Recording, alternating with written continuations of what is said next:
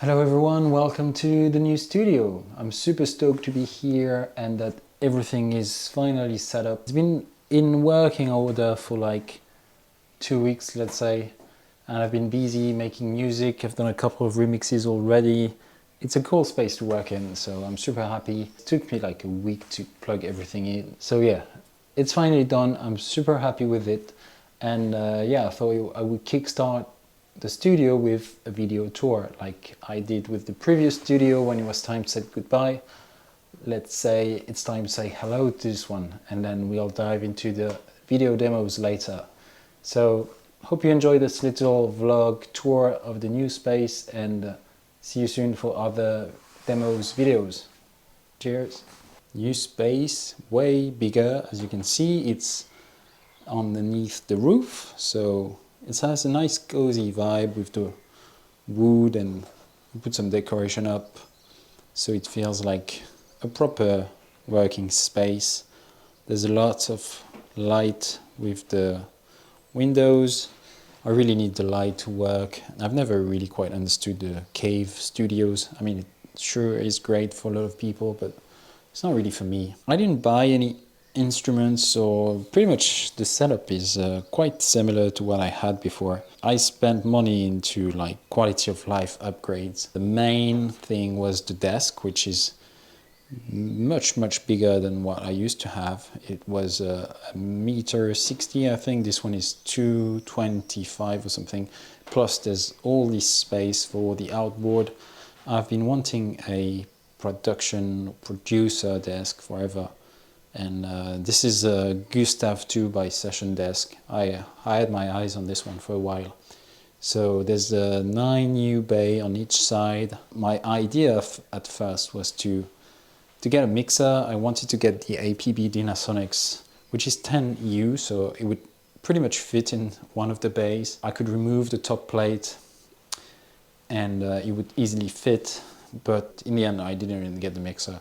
I've been cautious about disrupting my way of working too much. I actually quite like the hybrid approach with mixing in Ableton and having a big sound card and ADAT with everything going in separately and all the effects and outboard connected. It's really quite flexible. I'm pretty sure I would love a mixer, but yeah, there's already quite a bit of money that went to the little upgrades here. Desk, a lot of cables, because with the bigger desk I needed longer cables, which I didn't have, and to connect all the outboard. All in all, it's a lot of little things that add up, and it's quite a bit of money.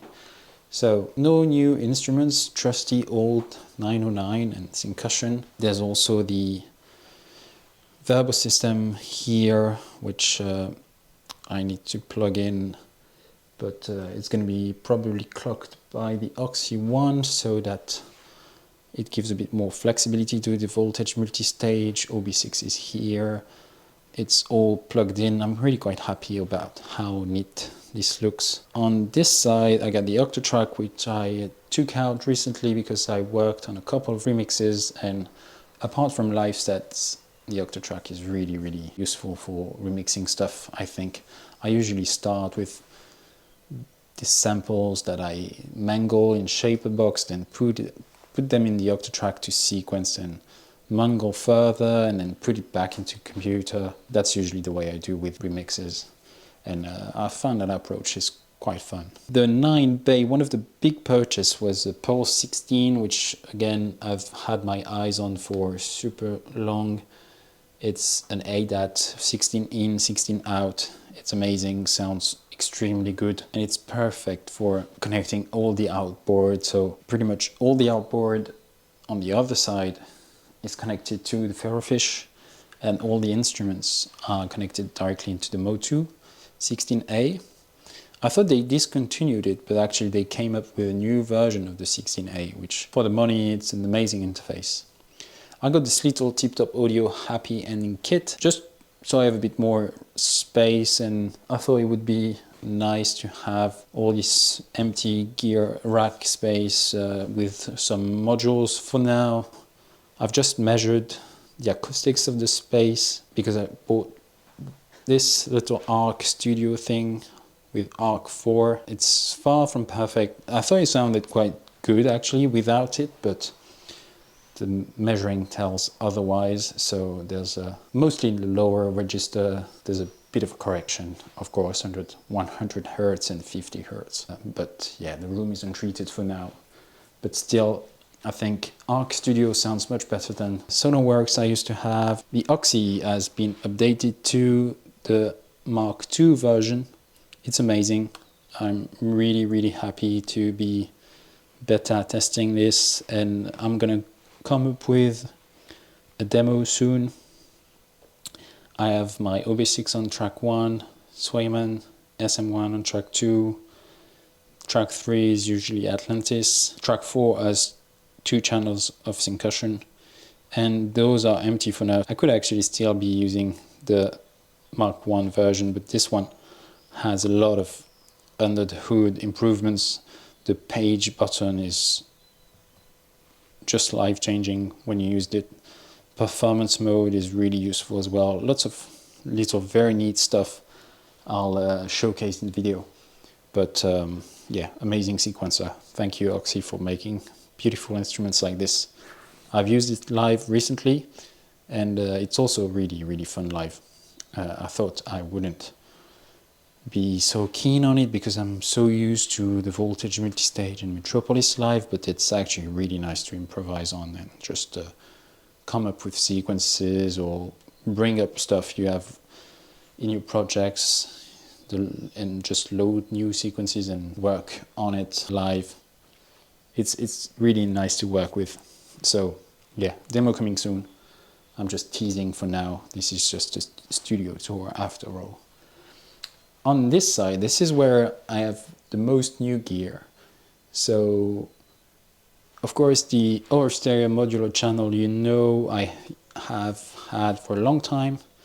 This one is the stereo voltage control, and I bought it secondhand just before I left Paris because there was a very good deal. And so I bought it, but barely had time to plug it in before I had to move. So it's been sitting in its box for 3 months without me being able to test it really. And the idea was to put it on the drum bus, which I've done. So now this SVC, which, as it said, it's a peak limiter compressor. It's a VCA compressor. So this is the compressor part where you have the harmonics, which distort stuff nicely, and EQ, blend, and here you can punch in and out EQ. The low contour is like a bump at 50 Hertz for the kicks. It's really quite nice, depending on the material. X-Max just arrived yesterday. Ever since they announced this one, I thought this looked amazing, and I couldn't resist any longer. It fit perfectly in the rest of the outboard I have. So I have this last in the chain. So this is on the drum bus.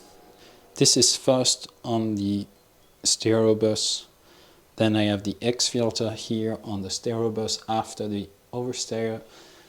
And then I have the X-Max finishing it off as a multi-band compressor. There's the clipper, which is really nice. Well, it's just a very well made, intelligent multi-band compressor, but with also a mid and side. So I need to test this further, but I spent the whole night yesterday running some of my tracks through it, and it's one of the most satisfying on-off sound ever. I mean, the over stereo modular channel probably has the crown when it comes to the impact of the on-off engaged and not engaged.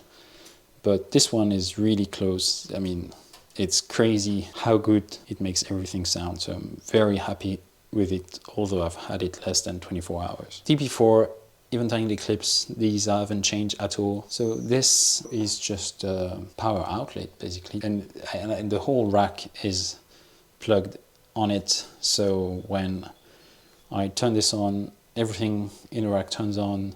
The EQ here and the expressor, the clock. I've also put the El Capistan. So basically all the stuff that's annoying to turn on gets turned on instantly, which is also nice if you if I'm not producing and I'm just mixing stuff, I can just turn this on. It's really handy. And also this is nice if you have a friend coming over and wants to plug whatever he has to plug. You can charge your phone with whatever batteries you need to charge. So super handy.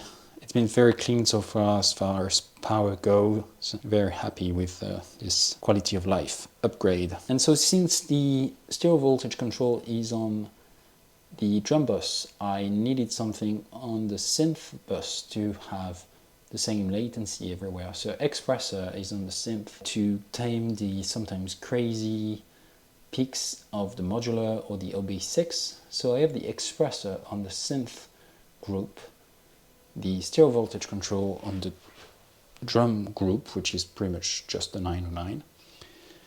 And then I have the stereo chain with overstayer, X filter and X max. So this is my little drum synth collection. There's the DFAM on the other side. I actually reused a part of the previous desk to even make that desk bigger and also gain drawers. So the 909 is a bit far when I'm sitting in the middle, but it's not too bad. So far I find the ergonomics to be good and fun. A bit of stuff on the left here, a bit of stuff on the right here, and screen in the middle. It looks good from afar and close to. Of course, it's a big mess of cables here, but what can you do? I mean, I don't even think I'm gonna try to make it better. That's gonna stay like this. There's way too much stuff to it's impossible to make it neat. So it's gonna be like that, whatever.